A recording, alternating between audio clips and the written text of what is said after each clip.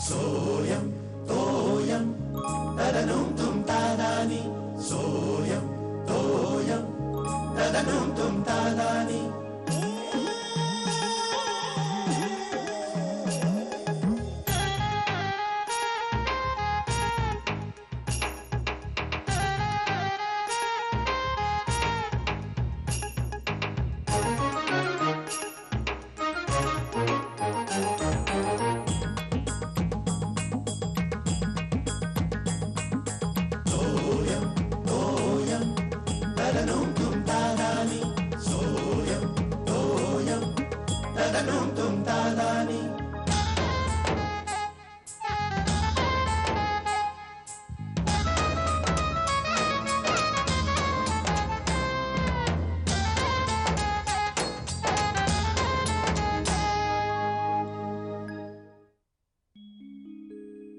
चला श्यामल झालं का नाही? हो देते 2 मिनिटं. काय तुमची तयारी? अगं बाई तुमची अंघोळ वगैरे सगळं झालंय? येस. अगं आज शिर्याला सुट्टी आहे ना, त्याची लुडबुड नाही मध्ये मध्ये. तरीच बरं तुम्ही ब्रेड बटर घेणार का थोडस? हा मी देते तुम्हाला. बरं हे श्यामल, या रविवारी पिकनिकला जायचं ठरतंय. कुठे ते? कुठे ते अजून नाही ठरलंय, पण इथेच असेल जवळ कुठेतरी, वन डे पिकनिक. नाही तुला आधी सांगून ठेवतोय, नाहीतर तू म्हणशील की रविवारी आपण दोघे पमाकडे जाऊया आणि मग मी तुला. अगं मी काय दर रविवारी पमाकडे जाते का? अगं असं म्हटलंय का मी? उलट मी म्हणतोय की कधी नाही ते तू ठरवशील आपण दोघांनी जायचं, आणि मग मी नाही म्हटलं ना की तुला वाईट वाटेल. अगं बाई केवढी काळजी ती बायकोची. बरे हे पिकनिक ऑफिसची आहे का कसली आहे? अगं ऑफिसची नाही, आमच्या कॉलेजच्या ग्रुपची. मजा येईल, जुने दिवस आठवतील. अहो टिपरे साहेब, काय हो जुन्या आठवणीत रंगून गेलात. गुलाबी आठवणी आहेत वाटतं कॉलेजच्या. ए श्यामल काहीतरी काय? अगं ये बस, मला नको आहे. अहो मला घेते मी. घेऊ ना? नाही घे घे, जरा लोणी बिडी मिळता नाही. बरं बायकांना तुम्ही पिकनिकला नेणार आहात का ते ठरवलंय की नाही सांगा आधी. पण ते नंतर नंतर. चल चल उशीर होते, चल मी निघतो. काय विषय बदलला तुम्ही? नसेल न्यायचं तर तसं सांगा ना तुम्ही. हा हे टिफिन तयार आहे तुमचं, घ्या. नाही काय श्यामल, तुझी सवय लागली का काय माझी? अगं तू नाही का शिरेला पाठीशी घालताना असा चटकन विषय बदलत. आता उशीर होत नाहीये तुम्हाला? बघितलं, बदलला विषय. चला तुम्ही हा काय टिफिन घ्या. उशीर होतोय, खरंच उशीर होतोय. चलो लवकर या.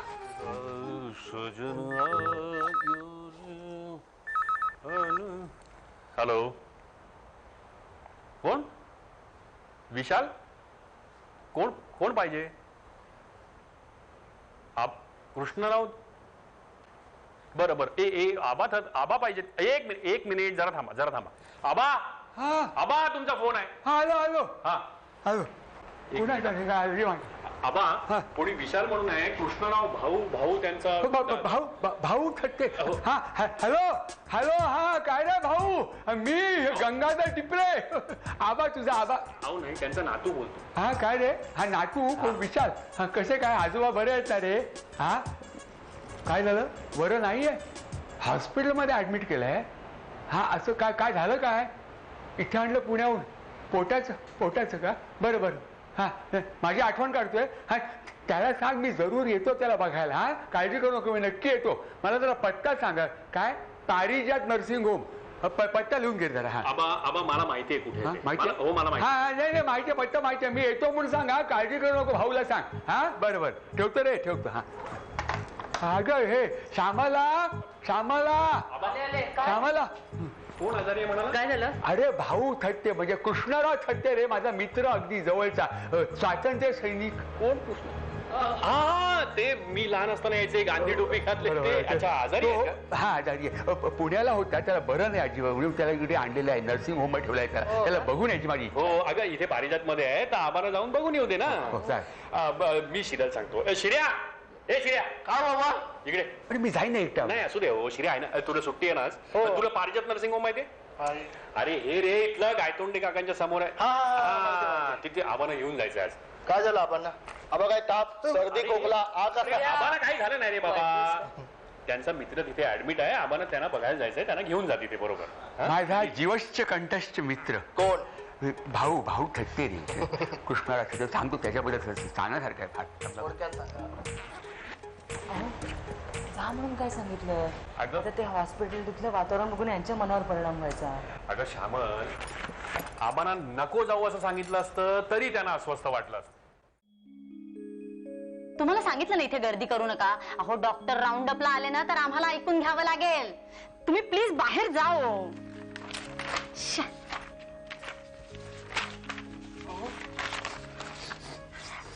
अहो तुम्ही प्लीज बाहेर जा म्हटलं तर. ही पार्टी आहे ना, ही पार्टी ती कुणासाठी आहे?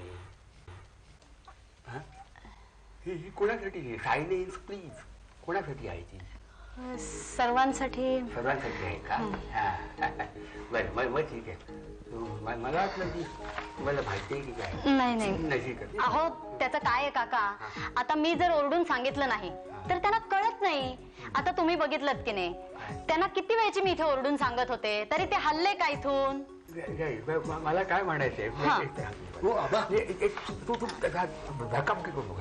काय म्हणायचंय, तुम्ही त्यांची मनस्थिती समजून घ्या. काय इथं कोणी हाऊस म्हणून उभं राहत नाही, कळलं की नाही. म्हणजे आवड किंवा गंमत म्हणून इथे येत नाही, नाईलाज म्हणून इथे माणूस येतो. कसं कल्पना करा की तुम्ही त्या माणसाच्या जागी आहात आणि तुमच्याकडं जवळचं नातेवाईक किंवा त्याचे ऑपरेशन चाललेलं आहे किंवा सिरियस कंडिशन मध्ये आहे, कोणीतरी तुमच्या असं वस्कन डाफरलं, मला कसं वाटेल? अहो ते कळतंय मला, पण हे कळलेलं आहे. काय कळलेलं नाही? कळलेलं नाहीये. पण काय म्हणजे आता तुम्ही चूक सुधारली हे तुम्ही फार बरं केलं. त्याच्या पुढे ते करणार नाही. चूक झाली कळलेलं आहे. हा बरोबर. आता जायला हरकत नाही. आबा भाऊ थत्ते हॉस्पिटल आलो तर कशासाठी? मला एक सांगा. उभे राहा. उभा ना म्हणजे काय? म्हातारा माणूस आहे. मला एक सांगा, भाऊसाहेब कृष्णराव थत्ते या नावाची व्यक्ती कुठल्या वॉर्डमध्ये आहे? एक मिनिट. Ward B13. तुम्ही कुठे ऐकली? तुम्ही असं करा, इथून सरळ जा आणि डाव्या हाताला दुसरी रूम बघा. मला बघू दे. कुठे? ती दुसरी रूम. मला माहिती आहे. मला माहिती आहे. थँक्यू. Most welcome. अशा माणसाला फाशी नाही, हाल हाल करून मारलं पाहिजे. हो, तिथे अरब कंट्रीज असंच करतात. आणि तेच बरोबर आहे. अरे काय झालंय काय तुम्हाला? एकदम क्रिमिनल फाईल उघडून बसलाय सगळेजण. अरे शेखर, परवा आमच्या एरियामध्ये ते मर्डर झालं बघ. हा ते ती बाई आणि तिची 2 लहान मुलं सापडला का रे? कोण कोण रिलेटिव्ह होता? मग मित्र, तिच्या नवऱ्याचा मित्र. अरे काय शे, का खून का केला पण? अरे दोघे जण फ्रेंड्स म्हणजे अगदी फास्ट फ्रेंड्स. बिझनेसवरनं काहीतरी बाचाबाची झाली म्हणे. अरे बिझनेसमॅनची मैत्री अशीच असते रे. अरे मैत्रीवरनं आठवलं, आमच्या आबांचे एक मित्र आहेत, पुण्याला असतात. आता आजारी आहेत म्हणून ट्रीटमेंटसाठी मुंबईत आले. अरे किती लहानपणापासूनची मैत्री. लहानपणापासूनची म्हणजे त्या दोघांच्या लहानपणापासूनची मैत्री. अरे किती वर्ष आहेत रे मित्र ते. अरे मग आबा जाणार असतील? जाणार असतील. अरे सिरियल घेऊन गेले सुद्धा ते त्यांना बघायला. काय नाव काय म्हणालास? कृष्णराव थत्ते, स्वातंत्र्य सैनिक होते बघ. हा, माझ्या काकांच्या तोंडून ऐकलंय मी हे नाव, कृष्णराव थत्ते. राईट, तेच.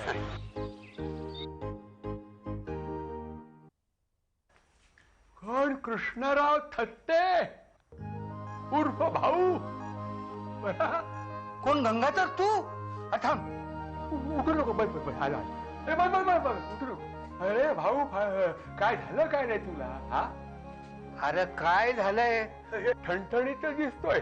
अरे तेच सांगतोय यांना, पण हे ऐकतायत कुठं? आता तू आलायस ना, तू सांग. अहो घरी जरा सुद्धा आराम करत नाही, सारखं आपलं सोशल वर्क. अहो डॉक्टर सुद्धा ओरडले. आणि म्हणून इथं मुंबईला आणलं. नाही म्हणजे थोडा स्टोनचा देखील त्रास आहे, म्हटलं सगळं चेकअप करून घेतलेलं बरं. आता बरं आहे रे मी. हा कोण? हा शर्या, शिलेश म्हणजे आमच्या शेखरचा मुलगा. अरे वा वा वा वा वा.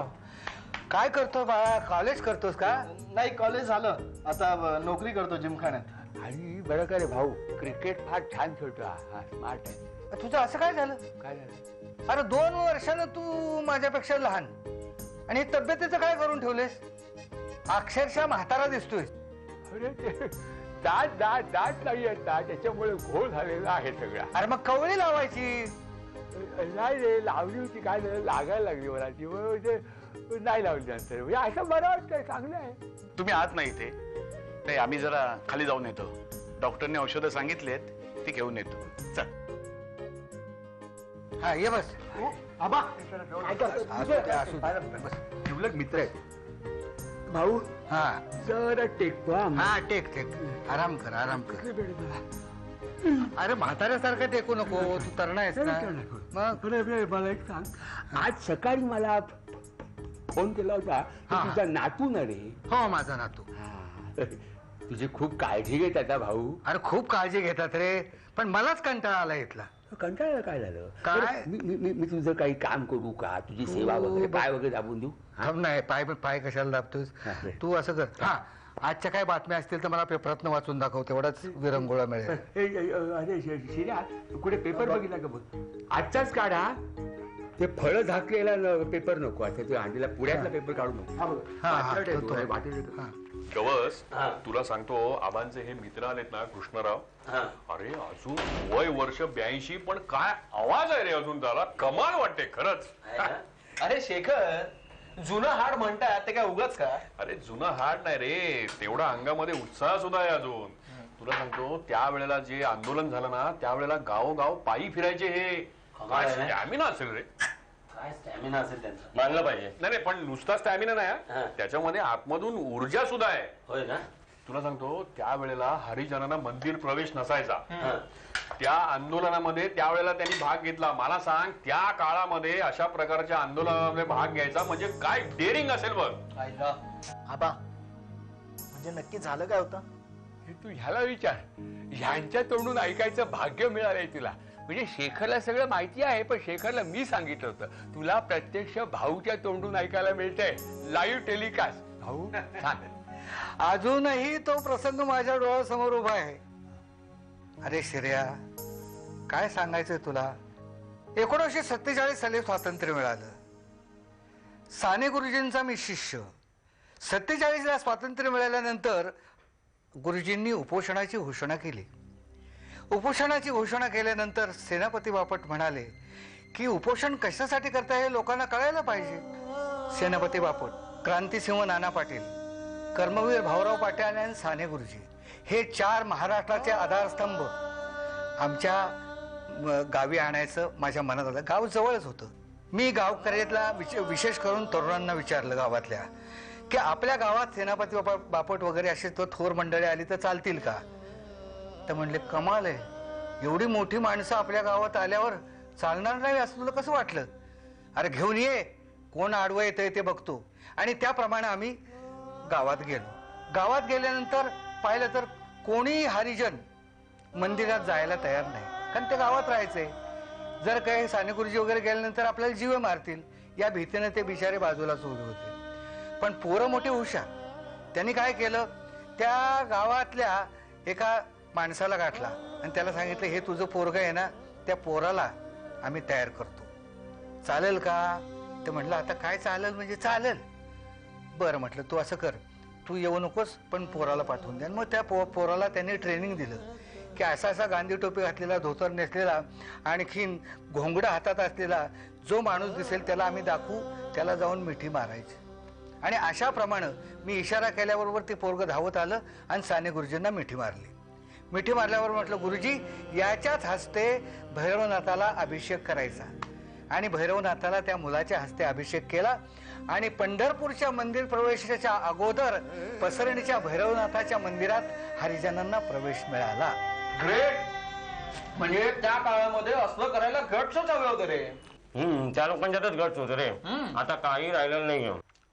असं काही नाही, आता त्यातही गट्स आहेत, पण ते गर्दीतून प्रवास करण्यात आणि लोकलला लोंबकळण्यातच संपतात. काय असतं माहितीये का, त्या काळामध्ये त्यांना नेमकं माहिती होतं की आपला शत्रू कोण आहे. ते लढाईमध्ये आपला शत्रू कोण आहे हे नेमकं कळलं ना तर लढाई जिंकणं सोपं असतं. शेखर, मी तुला सांगतो, आपली अर्धी शक्ती आहे ना ती शत्रूला शोधण्यातच जाते. कारण चारी बाजूला शत्रूच शत्रू. बेकारी, महागाई, वशिलेबाजी, तेच ते सगळीकडे. हो, आणि आता प्रत्येक जण लढतोय रोज स्वतःच्याच स्वातंत्र्यासाठी. आणि हरतोय. अरे इलाज नाही गवस, आपल्या नशिबाचा भाग आहे. तुला सांगतो, भ्रष्टाचाराविरुद्ध लढाई जिंकण्याचा एकमेव उपाय म्हणजे त्या भ्रष्टाचारात आपण सहभागी होणं. बरं झालं नाही रे, आज सुभाषबाबू, गांधी, सावरकर वगैरे ही नेते मंडळी आपल्यात नाहीत. त्यांना खरंच काय वाटलं असतं रे आजची ही स्थिती बघून? सत्तेसाठी झगडणारे नेते, आरक्षणासाठी चाललेला हा सगळा गदारोळ, भ्रष्ट राज्यकर्ते, या अशा देशासाठी त्यांनी रक्त सांडलं. खरंच काय वाटलं असतं? काय वाटतं? अरे आपण आणखीन आपल्या स्वातंत्र्य सैनिकांनी पाहिलेला स्वप्नातला भारत आज तुला दिसतोय का? अरे भाऊ, स्वप्नातला भारत त्याच्या स्वप्नातच राहणार आहे. तो सत्यात येईल अशा आशा बाळगू नको, निराशा पदरी येईल. हे अपेक्षा भंगाचं दुःख होऊ नये म्हणून मी सध्या डोळे करतो, झाकून घेतो डोळे. तू सगळं फ्रस्ट्रेट होऊ नको बरं का, हे अस्वस्थ होऊ नको. या सगळ्या बातम्या आमच्या नातवाला माहिती आहे, रोज तू वर्तमानपत्र वाच बरं का भाऊ. स्वातंत्र्य पूर्व काळातलं सांग जेव्हा स्वातंत्र्य. रे बाळा, हा तुझा आजोबा मला भेटला आणि म्हणला असं काय दंड्या पताका इकडे तिकडे करत हिंडतोस? अरे बाबा, देश कुठल्या अवस्थेत आहे? सगळीकडे चळवळी सुरू झाल्यात आणि तू वारकरी होऊन पंढरपूरला जाण्याची भाषा करतोस. मला थोडा विचार आला, म्हटलं खरं आहे, कारण नुसतं पांडुरंग पांडुरंग करण्यात काय पांडुरंग पावणार नाही. तर हा जिवंत पांडुरंग जो बहुजन समाज आहे त्याच्या हिताचं आपण काहीतरी करावं. म्हणून मी काय केलं की पहिल्या प्रथम अशी एक सुंदर ओवी, कारण माझी आई आणि वडील अशिक्षित, सगळेच अशिक्षित, तेव्हा शिक्षण नव्हतं कुणाला, तेव्हा त्यांना कळेल अशा भाषेत मी काव्य करायला सुरुवात केली. त्याचप्रमाणे गदी माडगुळकरांचं गांधी माझा सखा ग ओवी त्यांना गाईन आणि तुरंगात जाईन मी स्वराज्य मिळवीन या ओव्या म्हणायला सुरुवात केली. त्याच्यानंतर मला विचार आला की आपणही स्वतंत्र काहीतरी लिहावं. माझ्या वडिलांना म्हटलं, त्यांची भाषा काय आहे तर ग्रामीण भाषा. मग ग्रामीण भाषेमध्ये मी लिहायला सुरुवात केली. काय लिहिलं असेल? अरे चल उठ साहेबा आटप बिस्तरा नीट विलायत गाठ, चल नीट विलायत गाठ, बोलीची तुझ्या वटवट 150 वर्ष ऐकली नीट, खाडीतनं हलीव तुझी बोट साहेबा नीट विलायत गाठ, चल नीट विलायत गाठ. लोकांमध्ये चैतन्य नसतं. अरे प्रभात फेरीचं. आणि मग स्वातंत्र्य मिळालं. स्वातंत्र्य मिळाल्यानंतर मग काय झालं की स्वातंत्र्य मिळालं, आम्ही प्रभात फेरी. स्वातंत्र्य आलं द्वारी अनादीपक ज्योती, ध्वज राष्ट्रीय वाळू झणी माणिक मोती. त्यावेळेचे माणिक मोती स्वप्नातले आता गारगोट्या झाले त्याच्या. काय आबांचा अजून पत्ता नाही, तर शिर्या पण नाही. एक फोन तरी करायचा.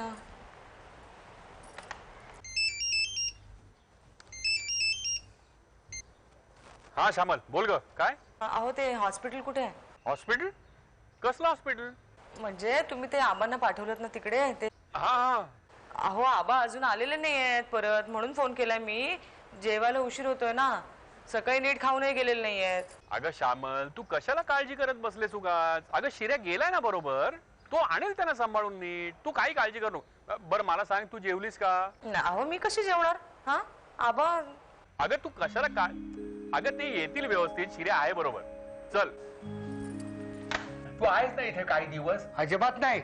मी आता राहतोय कशाला? 2 दिवसात जातो बघ पुण्याला.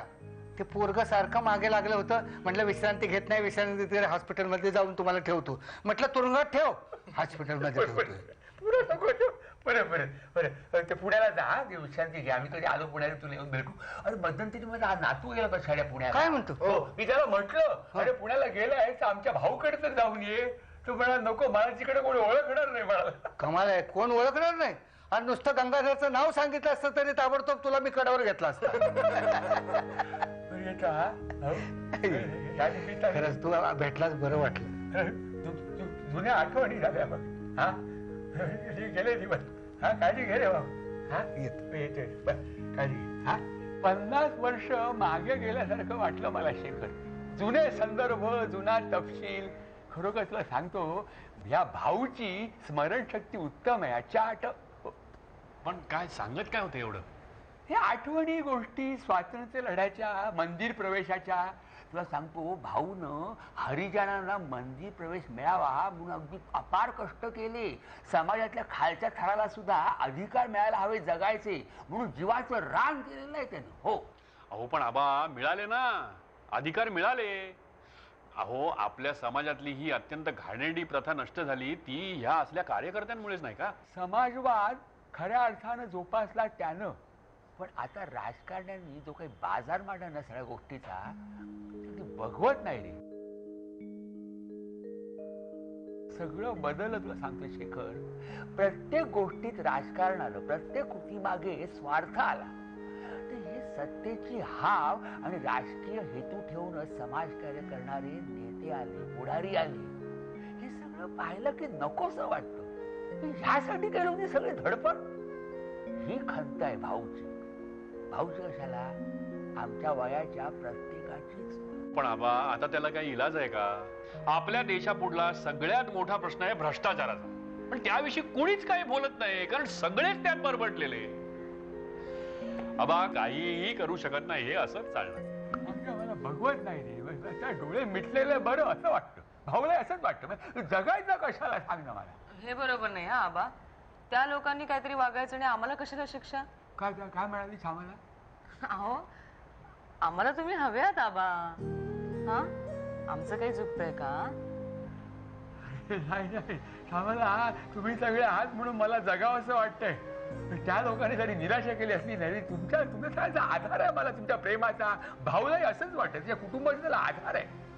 मी त्याला म्हटलं हा तू हे बघ अजिबात काळजी करू नकोस. नव्या पिढीकडून आशा ठेवायला काही हरकत नाही. त्या एका आशेवर जगतोय आता तो आणि मी.